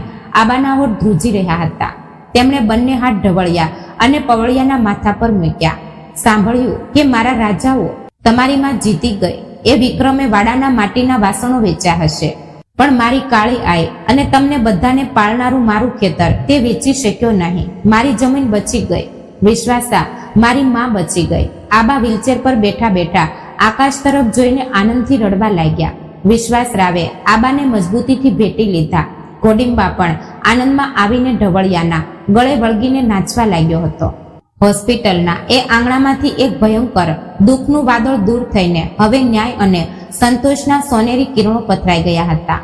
માએ બતાવેલી એ દૂરદ્રષ્ટિ અને કાનૂની માસ્ટર સ્ટ્રોકે માત્ર જમીન જ નહોતી બચાવી, પણ એક ખેડૂત બાપનો સ્વાભિમાન પણ જીવંત રાખ્યો હતો. હોસ્પિટલમાંથી રજા મળ્યા પછી આબા સાહેબ સાવડે ગામમાં પાછા ફર્યા. એ દિવસ ગામ માટે જાણે દિવાળી જ હતો. આબા જીવતા છે એ સમાચાર પવનની વેગે પંચકોશીમાં ફેલાઈ ગયા હતા. વિશ્વાસરાવની ગાડીમાંથી જ્યારે આબા ગામમાં આવ્યા ત્યારે સીમમાં જ લોકોએ એમની ગાડી રોકી. સ્ત્રીઓએ આબાના ઓવારણા લીધા, પણ આબાની નજર તો પોતાના વાડા તરફ મંડાયેલી હતી. ગાડી વાડાના દરવાજે આવીને રોકાઈ. આબા હાથમાં ઘોડીના ટેકે ગાડીમાંથી નીચે ઉતર્યા. એમનો ડાબો પગ હજુ પણ નબળો હતો, પણ ચાલવામાં એ જ વટ અને રૂવાબ હતો. એમણે વાડાના એ મોટા લાકડાના દરવાજાને હાથ લગાવ્યો અને અંદર પ્રવેશ્યા. અંદરનું દ્રશ્ય જોઈને કોઈ પણ માણસનું કાળજું કાંપી ઉઠે. એ ભવ્ય વાડો પૂરેપૂરો ખાલી હતો. દેવઘરની મૂર્તિઓથી લઈને માયની જૂની પેટીઓ સુધી વિક્રમે બધું જ વેચી ખાધું હતું. દિવાલો પર માત્ર જૂના ફોટાના ચોરસ નિશાનો જ બચ્યા હતા. આબાનો જૂનો સાગનો હિંડોળો જ્યાં હતો ત્યાં હવે માત્ર 2 ખાલી કડા લટકી રહ્યા હતા. પરંતુ વિશેષ વાત એ હતી કે આજે આબાના ચહેરા પર દુઃખ કે ભય નહોતો. એમની આંખોમાં એક વિલક્ષણ શાંતિ અને સંતોષ હતો. વાડો ખાલી થઈ ગયો હતો તો પણ એમની કાળી આઈ, એમની જમીન સુરક્ષિત હતી. જે જમીન પર એમણે આખી જિંદગી પરસેવો પાડ્યો હતો એ જમીન માયની દૂરદ્રષ્ટિના કારણે બચી ગઈ હતી. માય, તું આજે ઘરમાં હોત તો કેટલો આનંદ થયો હોત તને. આબા ખાલી દેવઘર સામે હાથ જોડીને ઊભા રહ્યા. તારા એક કાગળે મારી આબરૂ બચાવી લીધી માય. એટલામાં પાછળથી એક મજબૂત અવાજ આવ્યો, આબા, ઓ આબા. આબાએ પાછળ ફરીને જોયું. ઘોડીંબા તેની સાથે ઢવળિયા અને પવળિયા ઊભા હતા. ઘોડીંબા બળદોને સીધા વાડામાં લઈ આવ્યો હતો. આવ ઘોડીંબા આવ, મારા રાજાઓને અંદર લાવ. આબાનો અવાજ ગદગદ થઈ ગયો. ઘોડીંબાએ બળદોને ગૌશાળામાં તેમની જૂની ખીંટીએ બાંધી દીધા. બળદોએ ખીંટીએ બાંધતા જ આનંદથી ભાંભરવાનું શરૂ કર્યું. એમણે કોઢારની માટી ખોતરીને જાણે પોતાનો આનંદ વ્યક્ત કર્યો. આબા ઘોડીના ટેકે કોઢારમાં આવ્યા અને એણે બંનેની પીઠ પર પ્રેમથી હાથ ફેરવ્યો. ઘોડીંબા, તું બહુ મોટો ઉપકાર કર્યો મારા પર. મારા છોકરાઓને તે જીવતા રાખ્યા. બોલ, કેટલા પૈસા આપું તને? આબાએ કૃતજ્ઞતાથી પૂછ્યું. આ સાંભળતા જ ઘોડીંબાએ આબાના પગ પકડી લીધા. અરે આબા, શું બોલો છો તમે? હું તમારી પાસેથી પૈસા લઈશ તો મને પાપ લાગશે.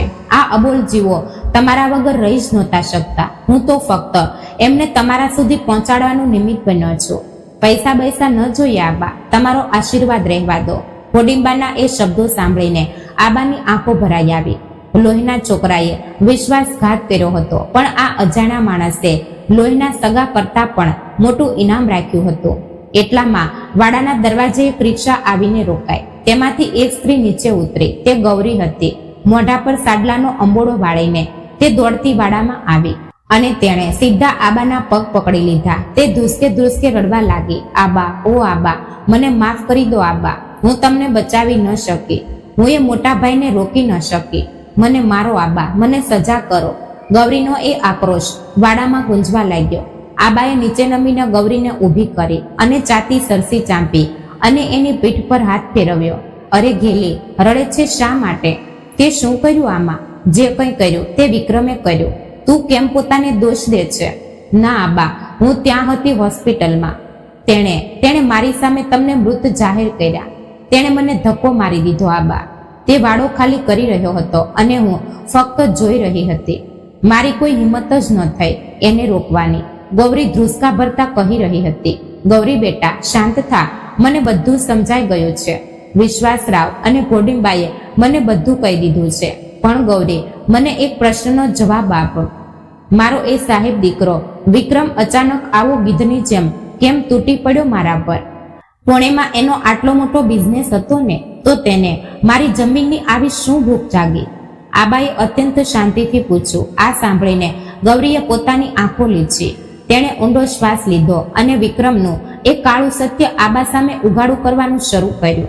આબા, દાદાનો પુણેનો કોઈ બિઝનેસ બચ્યો નથી. તે સાવ પાતાળમાં જતો રહ્યો છે. શું કહે છે તું? આબાને ધક્કો જ લાગ્યો. હા આબા, તે તમને પુણેથી જે ફોન કરીને કહેતો હતો ને કે બિઝનેસ વધી ગયો છે, ટેન્ડર મળ્યું છે, એ બધું જૂઠું હતું. તે શેર બજાર અને જુગારના ચક્કામાં સાવ બરબાદ થઈ ગયો છે. તેણે માર્કેટમાં પૈસા રોકવા માટે લોકો પાસેથી કરોડો રૂપિયાનું દેવું કર્યું હતું. વ્યાજખોરો અને ગુંડાઓ તેની પાછળ પડ્યા હતા. તેના ઘર અને ઓફિસ પર બેંકોએ જપ્તી આણી છે. તેની વહુ પણ તેને છોડીને જતી રહી છે આબા.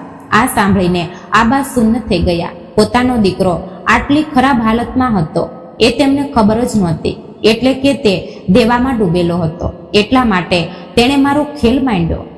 આબાના અવાજમાં હવે ગુસ્સો નહોતો, પણ એક લાચારી હતી. હા આબા, જ્યારે તેને ખબર પડી કે તમે કોમામાં ગયા છો, ત્યારે તેને એમાં બાપનું મરણ ન દેખાયું, પણ તેના દેવામાંથી બહાર નીકળવાનો માર્ગ દેખાયો. વ્યાજખોરોએ તેને જાનથી મારી નાખવાની ધમકી આપી હતી. જો તેણે પૈસા ન આપ્યા હોત તો તેઓ એને મારી નાખત. એટલા માટે તે ગાંડાની જેમ જમીનની પાછળ પડ્યો હતો. તેને લાગ્યું કે તમે હવે ક્યારેય ઉઠશો નહીં અને જમીન વેચીને તેના બધા પ્રશ્નો ઉકલી જશે. ગૌરીના આ શબ્દો આબાના કાને પડ્યા અને તેમને બધી ખબર પડી ગઈ. વિક્રમે જે કર્યું તે પૈસાના મધમાં આવીને નહીં, પણ ડર અને લાચારીના કારણે કર્યું હતું. તેણે બાપને માર્યો નહોતો, પણ તે પોતે જ મોતના દ્વારે ઊભો હતો અને જીવ બચાવવા માટે બાપની જમીનને ગળે લગાવવા માંગતો હતો. પણ આબા, ગૌરી આગળ બોલી, માએ કરેલા એ બક્ષિસ પત્રના કારણે તેનો દાવો પૂરેપૂરો નિષ્ફળ ગયો. તે બિલ્ડર પાસેથી પૈસા ન લઈ શક્યો. હવે તેના વ્યાજખોરો તેના જીવના ગ્રાહક બન્યા છે. તે હવે પુણેમાં સંતાઈને બેઠો છે. તેની હાલત રસ્તા પરના ભિખારી જેવી થઈ ગઈ છે આબા. આબા કંઈ બોલ્યા નહીં.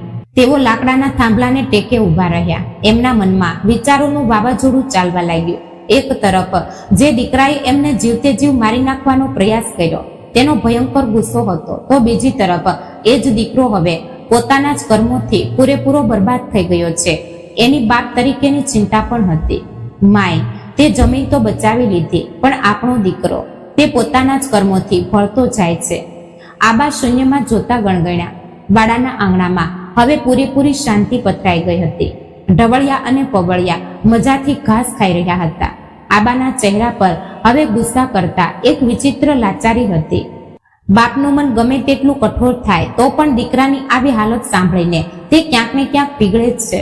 આબાએ એક ઊંડો શ્વાસ લીધો અને આંખો મીચી દીધી. આ ભયંકર વાવાઝોડા પછી હવે આગળ શું લખાયેલું છે એ વિચારે આબાના મનને ઘેરી લીધું હતું. ગૌરીએ આપેલી વિક્રમની સત્યતા સાંભળીને આબાના મનમાં એક જ સમયે બે પરસ્પર વિરોધી ભાવનાઓનું દ્વંદ્વ શરૂ થઈ ગયું હતું. એક તરફ જે દીકરાએ બાપને જીવતે જીવ મૃત જાહેર કરીને પોતાના અસ્તિત્વનો વેપાર માંડ્યો તેનો ભયંકર ગુસ્સો હતો, તો બીજી તરફ એ જ દીકરો હવે પોતાના કર્મોથી રસ્તા પર આવી ગયો છે, દેવાના ખાડામાં ડૂબી ગયો છે. એ સાંભળીને એક બાપનું કાળજું કંપાઈ રહ્યું હતું. એ દિવસ આબાએ શૂન્ય હાલતમાં વિતાવ્યો. બીજા દિવસે સવારનો સમય હતો. આબા વાડાની ઓસરીમાં ઘોડીના ટેકે બેઠા હતા. ઢવળિયા અને પવળિયા કોઠારમાં શાંતિથી વાગોળી રહ્યા હતા. ગૌરી ઘરમાં માયના જૂના ચાના વાસણમાં ચા બનાવી રહી હતી. વાડામાં પહેલા જેવો અવાજ નહોતો, છતાં હવે એક શાંતિ હતી. એટલામાં વાડાના દરવાજે કોઈના પગલાંનો અવાજ સંભળાયો. આબાએ નજર ઊંચી કરીને જોયું. દરવાજે એક સા વિખરાયેલા કરમાયેલા ચહેરાવાળો અને શરીર પર મેલા કપડાં પહેરેલો માણસ ઊભો હતો. તેના વાળ વિખરાયેલા હતા, આંખો લાલચોળ અને સોજેલી હતી અને શરીર પર કોઈ ભિખારી જેવી લાચારી હતી. તે બીજું કોઈ નહીં પણ પુણેનો એ રૂઆબદાર સાહેબ દીકરો વિક્રમ હતો. વિક્રમની એ હાલત જોઈને આબાના કાળજાનો ધબકારો ચૂકી ગયો. જે વિક્રમે આ વાડામાંથી નીકળતી વખતે આંખો પર કાળા ચશ્મા અને શરીર પર ઇસ્ત્રીવાળા કપડાં પહેર્યા હતા, એ જ વિક્રમ આજે અક્ષરશ ભિખારીની જેમ બાપના દરવાજે ઊભો હતો. વિક્રમે આબાને જોયા અને તેના હોઠ ધ્રુજવા લાગ્યા. તેની આંખોમાંથી ઘળાઘળ આંસુ વહેવા લાગ્યા. તે લથડિયા ખાતા પગલે આગળ આવ્યો અને સીધો આબાના પગમાં ખાબક્યો. આબા, ઓ આબા, મને માફ કરી દો આબા. હું પાપી છું, હું રાક્ષસ છું આબા. મને માફ કરી દો.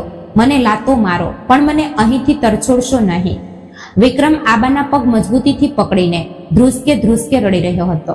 તેનો એ આક્રોશ એટલો ભયંકર હતો કે ઘરમાંથી ગૌરી દોડતી બહાર આવી અને દાદાની એ હાલત જોઈને તે પણ થંભી ગઈ. આબા જગ્યા પરથી સહેજ પણ હલ્યા નહીં. એમના ચહેરા પરની કડકાઈ એવી જ રહી. એમણે પોતાના પગ વિક્રમના હાથમાંથી છોડવી લીધા. ઉઠ, ઉઠ, ઊભો થા વિક્રમ. આબાનો અવાજ અત્યંત ઠંડો પણ ધારદાર હતો. અરે, આ બાપને તે 2.5 મહિના પહેલા જ કોમામાં હતો ત્યારે મારી નાખ્યો છે. એના પગે પડવા તું હવે શા માટે આવ્યો છે? મરેલાના પગે પડવાની પદ્ધતિ અમારામાં નથી. આ શબ્દો વિક્રમના કાળજામાં તીરની જેમ વાગ્યા. તે બોકડા ભરીને રડતા બોલ્યો, આબા, એવું નથી. મારી બુદ્ધિ ભ્રષ્ટ થઈ ગઈ હતી. હું પુણેમાં જુગાર અને શેરબજારમાં કરોડો રૂપિયા હારી ગયો. વ્યાજખોરોએ મારા કપડાં ફાડી નાખ્યા, મને માર માર્યો. મારી વહુ મને છોડીને જતી રહી. મને કોઈ રસ્તો દેખાતો નહોતો આબા. અને એમાં તમારો અકસ્માત થયો. મને લાગ્યું કે તમે હવે ક્યારેય નહીં ઉઠો. મારા જીવનો ડર મને કોરી ખાતો હતો. હું મારો જીવ બચાવવા તમારી કાળી આઈને વેચવા નીકળ્યો હતો. આબા, હું સ્વાર્થી થઈ ગયો હતો. હું અંધ થઈ ગયો હતો. વિક્રમ બંને હાથ જોડીને જમીન પર માથું ઘસીને આબાની માફી માંગી રહ્યો હતો. આઈએ કરેલું એ બક્ષિસ પત્ર મેં જોયું અને મારી આંખો ઉઘડી ગઈ આબા. માએ મને મારી લાયકાતની જગ્યા બતાવી દીધી. આજે મારી પાસે કંઈ બચ્યું નથી. હું પુણેથી ભાગી આવ્યો છું. વ્યાજખોરો મને મારી નાખશે આબા. હું તમારો છોકરો છું ને. મને તમારા ચરણોમાં થોડી જગ્યા આપો આબા. આબાએ એક ઊંડો શ્વાસ લીધો. એમની આંખોમાં હવે પાણી ભરાઈ આવ્યું હતું. એમણે ઘોડીના ટેકે પોતાને સંભાળ્યા અને વિક્રમ સામે જોઈને અત્યંત મજબૂત પણ તેટલા જ દર્દથી ભરેલા અવાજે બોલ્યા, વિક્રમ, તું જુગારમાં પૈસા હારી ગયો, દેવાદાર થયો. એ તારું નસીબ અને તારું કર્મ. દેવાદાર થવું એ કોઈ ગુનો નથી. માણસ ભૂલ કરે જ છે. અરે, જો તું પુણેથી ભાગીને અહીં આવ્યો હોત અને મને સાચી વાત કહી હોત તો હું આ ઢવળિયા પવળિયાને શું પણ મારા રક્તનું એક એક ટીપું વેચીને તારું દેવું ચૂકવતેલા. આબાનો અવાજ હવે ગદગદ થઈ ગયો હતો, પણ અંદરનો ગુસ્સો હજુ શાંત થયો નહોતો. પણ તે એવું ન કર્યું. તે દેવું ચૂકવવા જે માર્ગ પસંદ કર્યો ને એ માર્ગ નીચતાનો હતો. તે તારા બાપને જીવતે જીવ જ મૃત જાહેર કરી દીધો.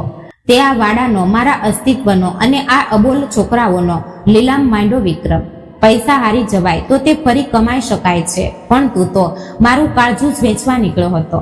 અરે, જે હાથથી તને સાહેબ બનાવવા માટે માટીમાં મજૂરી કરી એ જ હાથથી તું મારી માનો સોદો કરવા ગયો. આ સ્વાર્થ નથી વિક્રમ, આ પાપ છે અને આ પાપની કોઈ ક્ષમા નથી. આબાના તે સળગતા શબ્દો સાંભળીને વિક્રમ પૂરેપૂરો ભાંગી પડ્યો. તેને હવે સમજાઈ ગયું હતું કે તેણે કેટલો ભયંકર ગુનો કર્યો હતો. તે ઘૂંટણીએ બેસીને ફક્ત રડી રહ્યો હતો. કોઠારમાં રહેલા ઢવળિયા અને પવળિયા પણ આ બધું મૂક બનીને જોઈ રહ્યા હતા. તેમને પણ કદાચ વિક્રમનો પશ્ચાતાપ સમજાઈ રહ્યો હતો. પવળિયાએ એક એવો અવાજ કર્યો જાણે તે આબાને કહી રહ્યો હતો કે આબા, છોકરો ભૂલ્યો છે, પણ છે તો તમારો જ, હવે માફ કરી દો એને. ગૌરીએ આગળ આવીને વિક્રમના ખભા પર હાથ મૂક્યો. દાદા, તે જે કર્યું તે ક્યારેય ભૂલી શકાય તેમ નથી, પણ આબા, તે આપણો દાદા જ છે. હવે તે પૂરેપૂરો ભાંગી પડ્યો છે. તેને અહીંથી તરછોડી દેશું તો તે કોની પાસે જશે? ગૌરીની આંખો ભરાઈ આવી હતી. આબાએ ગૌરી સામે જોયું, પછી કોઢારના બળદો સામે જોયું અને છેલ્લે જમીન પર રડતા પડેલા પોતાના મોટા છોકરા સામે જોયું. બાપનું મન ગમે તેટલું કઠોર થાય તો પણ છોકરાની હાલત જોઈને તે પીગળે જ છે. આખરે તે એમના જ લોહીનો અંશ હતો. આબાએ પોતાની ઘોડી બાજુ પર મૂકી અને એક પગે લંગડાતા વિક્રમ પાસે ગયા. એમણે પોતાના કરસલી વાળા ધ્રુજતા હાથ વિક્રમના માથા પર મૂક્યા. વિક્રમે ચમકીને ઊંચે જોયું. આબા. આબાની આંખોમાંથી આંસુનો બંધ તૂટી ગયો. એમણે વિક્રમને બંને હાથે પકડી ઊભો કર્યો અને એને મજબૂતીથી ભેટી પડ્યા. હું બાપ છું તારો. બાપ કઈ રીતે પોતાના છોકરાને તરછોડી દે? તું ચૂક્યો, તે ભયંકર પાપ કર્યું, પણ હવે તને પશ્ચાતાપ થયો છે ને? બસ, તો પૂરું થયું. આ કાળી આય બહુ મોટી છે વિક્રમ. તે બધાને પોતાના પેટમાં સમાવી લે છે. પુણેની એ ખોટી સાહેબી છોડી દે હવે અને આ માટીમાં મજૂરી કર. તારું દેવું આપણે બધા ભેગા મળીને ચૂકવશું. માં હજુ જીવતી છે. બાપની એક ક્ષમાશીલતા જોઈને વિક્રમે આબાના ખભા પર માથું મૂકીને એવો ધ્રુસકો ઉપાડ્યો કે વાડાની દિવાલો પણ શાંત થઈ ગઈ. તેનું બધું પાપ, તેનો સ્વાર્થ, તેની ભૂખ એ આંસુઓના પ્રવાહમાં તણાઈ ગયા. 2 મહિના પછી સાવડેના ખેતરોમાં ફરી એકવાર હરિયાળી છવાઈ ગઈ. વરસાદ સારો પડવાને કારણે પાક લહેરાઈ રહ્યો હતો. આબાનો વાડો હવે ફરીથી માણસોથી અને હાસ્ય કિલ્લોલથી ભરાઈ ગયો હતો. સવારનો સમય હતો. ખેતરની એક લીલીચમ પાળ પર આબા સાહેબ એક લાકડાની ખુરશી પર બેઠા હતા. એમનો ડાબો પગ હજુ પૂરેપૂરો સાજો નહોતો થયો, પણ હવે એમના ચહેરા પર એક પ્રચંડ મોટો અને કૃતજ્ઞ સંતોષ હતો. એમના પગ પાસે એમની વહાલી પુત્રી સઈ રમી રહી હતી, જેના નામે માએ બક્ષિસ પત્ર કરીને આ આખો સંસાર બચાવી લીધો હતો. ગૌરી બાજુના ખેતરમાંથી શાકભાજી તોડી રહી હતી અને સૌથી સુંદર દ્રશ્ય એ હતું કે થોડે દૂર કાદવથી ભરેલા ખેતરમાં વિક્રમ હાથમાં હળ પકડીને ઊભો હતો. જે વિક્રમ ક્યારેક ઇસ્ત્રીવાળા કપડાં પહેરીને પુણેમાં ફરતો હતો, તે હવે શરીરે બંડી પહેરીને, માથે ફેટો બાંધીને અને પરસેવાથી રેબઝેબ થઈને ખેતરમાં મજૂરી કરી રહ્યો હતો. તેને હળ ચલાવતા નહોતું આવડતું. તે અટકાતો હતો, પણ તે પ્રયત્નોની પરાકાષ્ઠા કરી રહ્યો હતો. અને એ હળ સાથે કોણ જોતરાયેલું હતું? આબાના જીવતદાન જેવા ઢવળિયા અને પવળિયા. એ અબોલ જીવો વિક્રમને સમજીને ધીમે ધીમે ડગલા ભરી રહ્યા હતા. આબાએ પાળ પરથી મજબૂત અવાજ દીધો, અરે વિક્રમ, હળ થોડું ઊંચું પકડેલા અને મારા પવળિયાને વધારે હાંકતો નહીં, તે ઘરડો થયો છે હવે. વિક્રમે પરસેવાથી રેબઝેબ થયેલો ચહેરો લૂછો અને આબા સામે જોઈને હસીને બોલ્યો, હા આબા, હવે બરાબર પકડું છું. આબાએ હસતા હસતા મોઢું ફેરવ્યું અને આકાશ તરફ જોયું. એમના ચહેરા પર તડકો પડી રહ્યો હતો. માય, જો તારો છોકરો ફરી માટીમાં આવ્યો છે. તે ઘર બચાવ્યું અને આ આઈએ પોતાનો છોકરો બચાવ્યો. હવે મને મરણ આવે તો પણ ચાલશે. તારું ખેતર હવે સુરક્ષિત છે. આબાની આંખોની કોરો ભીની થઈ ગઈ, પણ એ આંસુઓમાં દુઃખ નહોતું, પરંતુ એક સોનેરી, હુંફાળી અને પરિપૂર્ણ સંતોષની ચમક હતી. માટીના અગાધ પ્રેમના અને બાપની ક્ષમતાનો આ વિજય હતો. આ વાર્તા પરથી એટલું જ સમજાય છે કે સંપત્તિ સાચવવા માટે કાગળ જોઈએ છે, પણ કુટુંબ સાચવવા માટે મન મોટું હોવું જોઈએ. ભૂલ કરનારને સજા તો મળે જ છે, પણ સાચા પશ્ચાતાપને માફી મળે તો ઘર ફરીથી ઊભું થઈ શકે છે. માતા પિતાની દૂરદ્રષ્ટિ. માતા પિતા પોતાના બાળકો કરતા હંમેશા વધુ અનુભવી હોય છે. માયની દૂરદ્રષ્ટિ અને સમયસર લીધેલા યોગ્ય કાનૂની નિર્ણયના કારણે જ આખો પરિવાર અને જમીન બરબાદ થતા બચી ગયા. તો મિત્રો, તમારા મતે આબાએ વિક્રમને માફ કર્યો એ યોગ્ય હતું કે નહીં તે કોમેન્ટ બોક્સમાં જરૂર જણાવજો. અને વાર્તા પસંદ આવી હોય તો ચેનલને લાઈક, શેર અને સબસ્ક્રાઇબ જરૂરથી કરી દેજો. જય શ્રી કૃષ્ણ. રાધે રાધે. હર હર મહાદેવ.